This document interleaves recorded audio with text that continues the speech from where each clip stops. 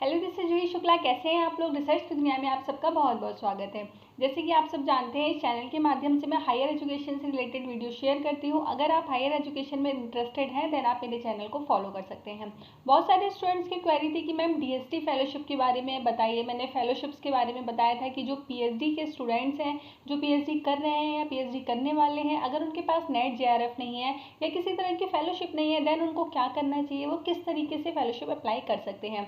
तो उसके ऊपर मैंने वीडियोस बनाई थी। लिंक मैं दे दूंगी डिस्क्रिप्शन में, उसको आप चेक कर लीजिएगा। तो उस वीडियो पे बहुत सारे स्टूडेंट्स की क्वेरी आई थी कि मैम डीएसटी को अच्छे से बता दीजिए, डीएसटी फेलोशिप क्या है उसे अच्छे से क्लियर कर दीजिए, कौन अप्लाई कर सकता है। तो चलिए इस आपकी सारे क्वेश्चंस का आंसर मैं इस वीडियो में लेके आई हूँ।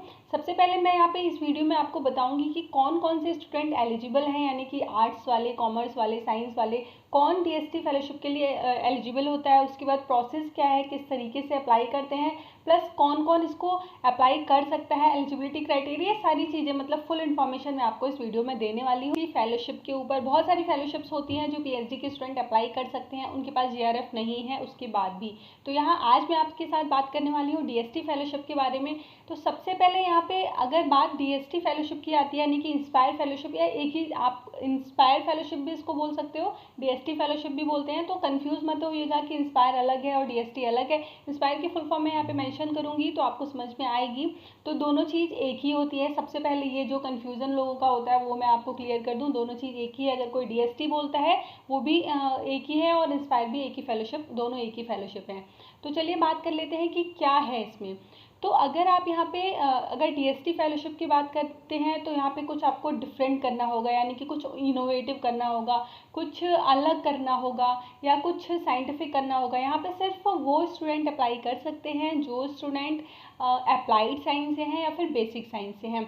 आर्ट्स वाले स्टूडेंट्स के लिए इंस्पायर फेलोशिप नहीं होती है। तो जो बच्चे इस चीज़ को लेके कंफ्यूज थे तो वो ये सोच लें, सुन लें कि आर्ट्स वाले इंस्पायर के लिए अप्लाई नहीं कर सकते हैं। बेसिक साइंस, साइंस वाले सिर्फ अप्लाई कर सकते हैं। Applied science, science, basic science plus engineering, ये लोग अप्लाई कर सकते हैं फेलोशिप के लिए, इस फेलोशिप के लिए। यहाँ पे अब हम बात करेंगे कि क्या परसेंटेज होनी चाहिए तब आप यहाँ पे अप्लाई कर सकते हैं या फिर क्या क्राइटेरिया है। तो सबसे पहले जो बेसिक चीज़ है वो मैं आपके साथ डिस्कस करूँगी। अगर आपके पास पीजी में 70% मार्क्स हैं तभी आप इसको अप्लाई कर सकते हैं। आपका फर्स्ट क्राइटेरिया तो आपके परसेंटेज हो गए। उसके बाद आपका सेकंड क्राइटेरिया ये है कि आप अपनी यूनिवर्सिटी में, यानी कि पीजी में आपने अपनी यूनिवर्सिटी में या तो आप गोल्ड मेडलिस्ट हैं यानी कि आप टॉपर हैं। Gold medallist is different thing, लेकिन गोल्ड मेडलिस्ट हैं या फिर टॉपर है देन आप यहाँ पे अप्लाई कर सकते हैं।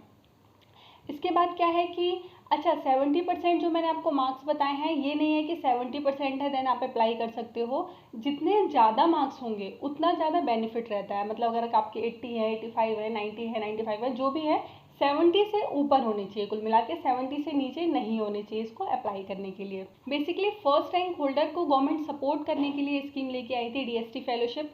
तो अगर आप फर्स्ट रैंक होल्डर हैं और आपके 70% से ज़्यादा मार्क्स हैं आपके पीजी में देन आप यहाँ पे अप्लाई कर सकते हैं।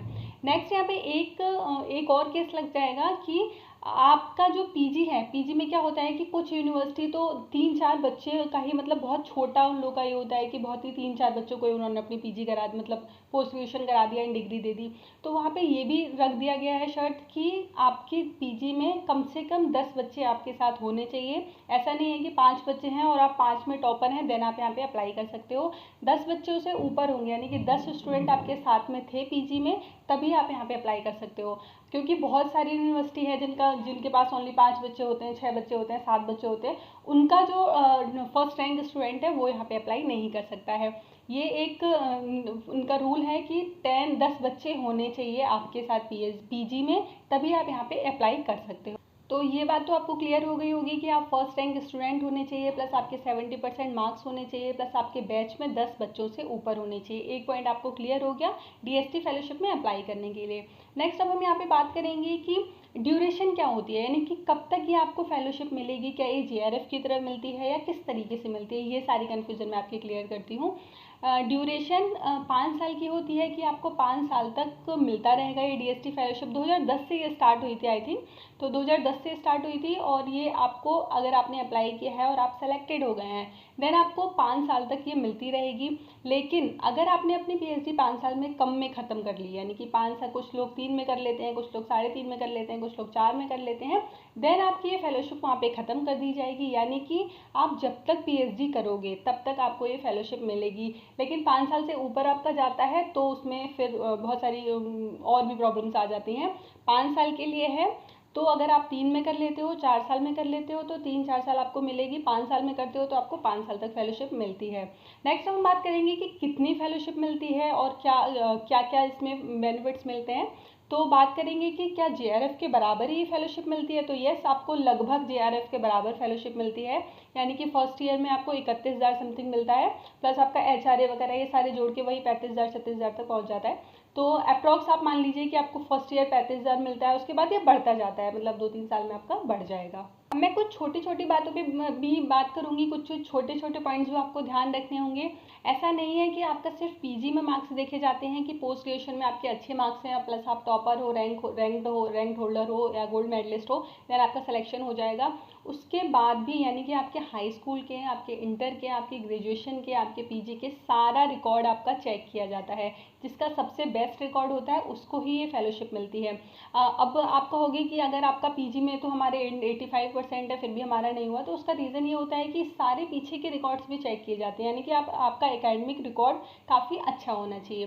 नेक्स्ट यहाँ पे हम बात करेंगे कि 1,000 स्टूडेंट्स को हर साल DST फेलोशिप देती है। तो उस 1,000 में अगर आप सेलेक्टेड हैं तो ये सारी छोटी छोटी भी चीज़ें भी देखी जाती हैं, इसके अकॉर्डिंग ही स्टूडेंट्स को सेलेक्ट किया जाता है। तो 1,000 स्टूडेंट्स को हर साल DST फेलोशिप देती है।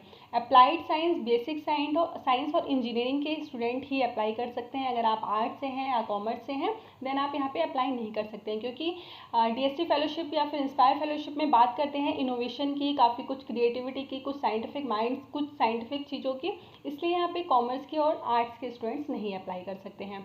अब हम बात करेंगे कि अप्लाई करने का प्रोसेस क्या है। तो जस्ट इसके फॉर्म जो हैं सितंबर अक्टूबर में ही आते हैं, हर साल आते हैं। तो अप्लाई करने में आपके सारे डॉक्यूमेंट्स चेक होते हैं, यानी कि आपके हाई स्कूल से कोई भी, और सबसे बड़ी चीज़, जो भी स्टूडेंट डिस्टेंस से कर रहे हैं तो उनके लिए बिल्कुल नहीं है। अगर आप डिस्टेंस से कर रहे हैं फिर आपके कितने भी % मार्क्स हो या कितने भी रैंक होल्डर हो तो उससे कोई इफेक्ट नहीं पड़ने वाला है। जो भी डिस्टेंस से स्टूडेंट्स कर रहे हैं वो यहाँ पे अप्लाई नहीं कर सकते हैं, इस चीज़ को आप ध्यान रखिएगा। नेक्स्ट मैं यहाँ पे बात करूँगी कि आपके सारे डॉक्यूमेंट्स चेक होते हैं, आपके हाई स्कूल, इंटर, सारे आपके जितने भी A to Z आपके पास डॉक्यूमेंट्स हैं सारे चेक होते हैं। उसके बाद आपको DST को बताना होता है कि आप कौन सी यूनिवर्सिटी से PhD करना चाहते हैं। ये उन स्टूडेंट्स के लिए है जो PhD में एडमिशन से पहले ही DST फेलोशिप के लिए अप्लाई करते हैं, यानी कि आफ्टर PG जो अप्लाई करते हैं उनको बताना होता है कि वहाँ वो कहाँ पे PhD करना चाहते हैं। और अगर अच्छा, ये केस ये भी है कि कुछ स्टूडेंट PhD में एडमिशन ले लेते हैं, तो ये भी काफ़ी क्वेश्चन आता है कि जो स्टूडेंट्स PhD में एडमिशन ले चुके हैं क्या वो अप्लाई कर सकते हैं। तो हाँ जी, बिल्कुल वो भी अप्लाई कर सकते हैं। और उनको बस एक रिसर्च प्रपोजल अच्छा सा बड़ा सा देना होता है, मतलब फुल लेंथ रिसर्च प्रपोजल देना होता है कि कहाँ पे PhD कर रहे हैं, किन के साथ कर रहे हैं, ये सारी चीज़ें उनको इन्फॉर्मेशन देनी होती है। लेकिन वो स्टूडेंट जो आफ्टर PG अप्लाई करते हैं उनको एक नॉर्मल रिसर्च प्रपोजल देना होता है, प्लस उन्हें बताना होता है कि हम किस प्रोफेसर के साथ PhD कर रहे हैं, प्लस किस यूनिवर्सिटी में करना चाहते हैं और किस प्रोफेसर के साथ कर रहे हैं, ये सारी इन्फॉर्मेशन DST को बतानी होती है। एक चीज़ और मैं बताना चाहूँगी कि अगर आपको PhD कराने के लिए कोई गाइड तैयार हैं जिनके साथ आप PhD करना चाहते हैं, जो साइंस और इंजीनियरिंग के फील्ड में हैं, तो ये भी एक काफ़ी इंपॉर्टेंट रोल करता है। ऐसा नहीं है कि आपने किसी गाइड का नाम दे दिया और वो आपको कराने को तैयार नहीं है, देन आपको एक नेगेटिव इम्पैक्ट पड़ेगा और यहाँ पे सिलेक्शन होना मुश्किल हो जाएगा।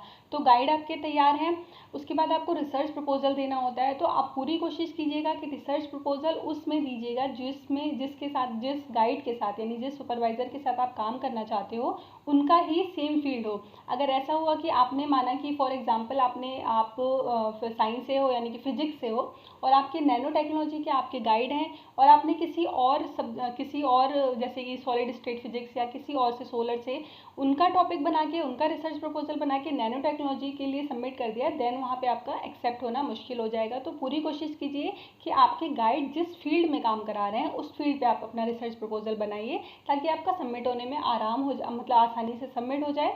बस जितना इनोवेटिव जितना क्रिएटिव आप काम करोगे उतना आसान हो जाएगा रिसर्च प्रपोजल आपका एक्सेप्ट होने में और आपका ये DST फेलोशिप मिलने में।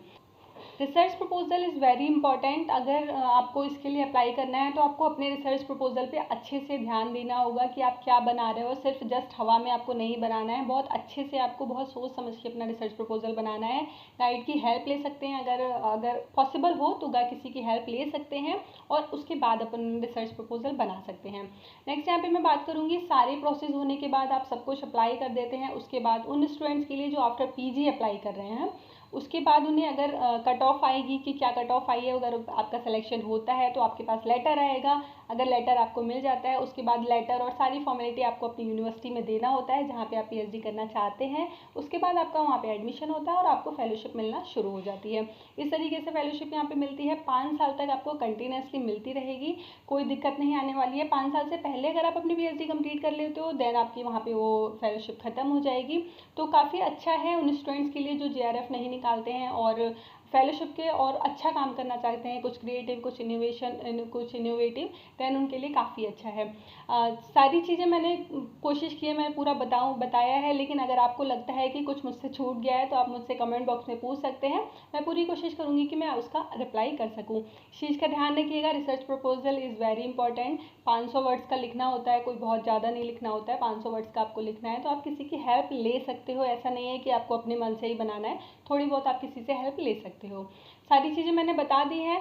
उम्मीद करती हूँ वीडियो आपको अच्छी लगी होगी। दूसरों के साथ शेयर कीजिएगा जो PhD कर रहे हैं या फिर जो PhD करने वाले हैं, ताकि उनको थोड़ा सा इन्फॉर्मेशन मिल सके। चलिए मिलते हैं नेक्स्ट वीडियो में, तब तक के लिए